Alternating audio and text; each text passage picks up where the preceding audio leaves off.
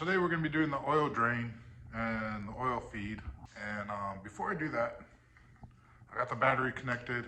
I am going to turn the car on just to make sure there's no fuel leaking from when I connected the injectors back on. I'm not going to crank it over because I don't have any oil in the car.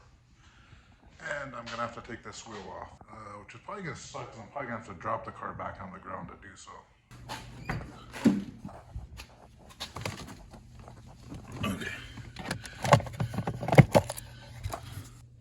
So it should be that one right there.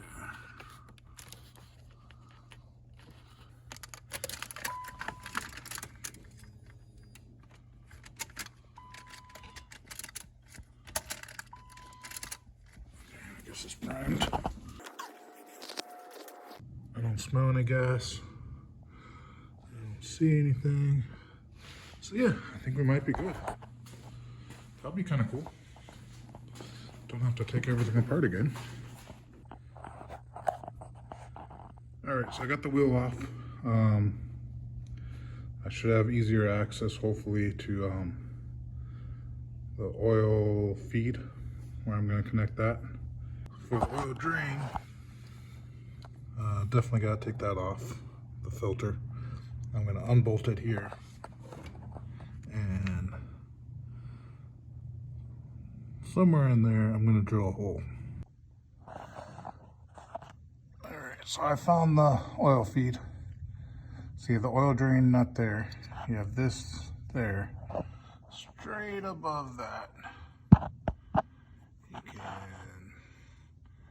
see it right there. So I don't know how I'm going to access this. Don't want to take the axle off. I don't have the size socket, so I think I can get a long extension and buy the socket and be able to get in there. I thought I could get it with an open-end wrench, but that's not looking too good. Also, I noticed that bolt over there isn't on tight. That's a little worrisome. By the way, there's something missing right here. And right there.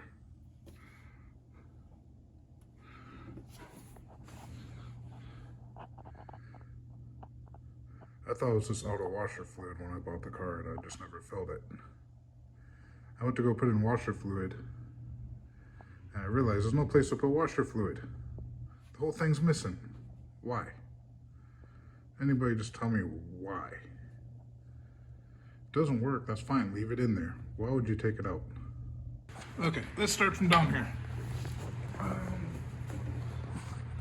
So oil pan's off.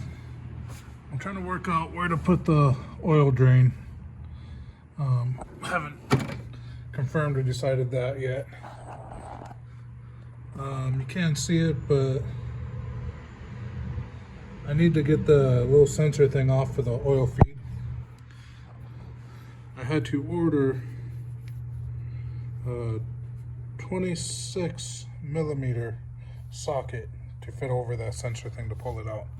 I tried using these, I tried using some wrenches, I couldn't get it. So I had to order this. Hopefully that's the right size. I haven't fitted it over yet to make sure. But Google says that's it. So hopefully it is. So I got some primer overspray stuff here. And I am just gonna spray this portion here.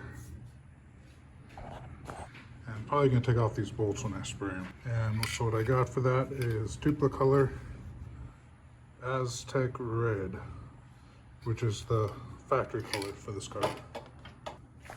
I've been replacing all the bolts everywhere I can. I just picked up these bolts from O'Reilly's. So since these are old, I got new ones to put there. I also gotta paint this whole strut bar. I'm debating between going black or silver. So as you probably seen in the previous video, I put a new one of these on. I ended up taking this is the relay box, so I took the cover off. I did a quick sand on it, and then I used bumper paint and painted it. And then when I was done, I just stuck this little thing here to make it go faster. For the boost gauge, this is where the sensor is for that. I just used a factory mounting. I had to drill out the hole a little bit bigger, and I just used a M5 nut and bolt. The manual boost controller. What I did was I just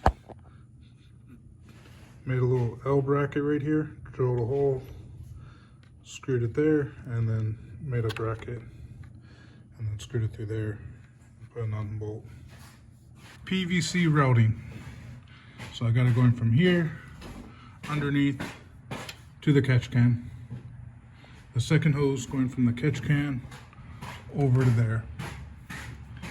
And because of the size difference on the hose, I had to get an adapter. So I bought this at Home Depot.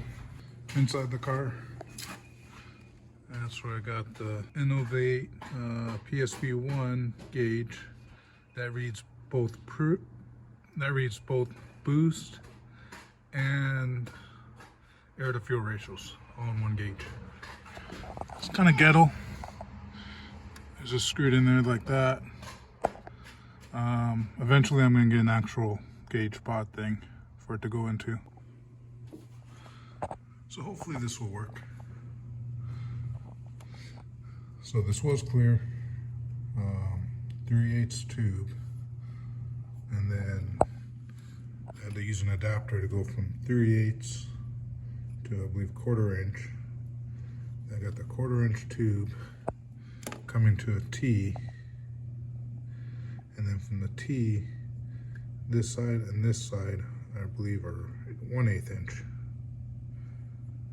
and one side goes to this, the other side goes to here. All right, so I've been battling with that stupid oil sending unit thingy, whatever it's called, that's buried in there. So online I said a 26mm socket, which is what I bought, but it's a 6-point, not a 12-point. I didn't realize at the time I needed a 12-point. I should have known by looking at it. I couldn't find a 12-point 26mm that I could get at O'Reilly's, Home Depot, or anything like that. I didn't want to buy from a site I didn't know. Couldn't find it on eBay either, or Amazon. So what I ended up doing, I got a 1-inch socket from Home Depot, and I took a dremeled out the inside to make it just a little bit bigger to fit on here. And that I was able to get the oil sending unit out. Now the oil sending unit is currently stuck on the socket, so I'm probably just gonna have to order a new one and throw the socket out. It served its purpose. Everything's coming back apart, so I forgot to put the fire ring on. All right, update on the oil feed.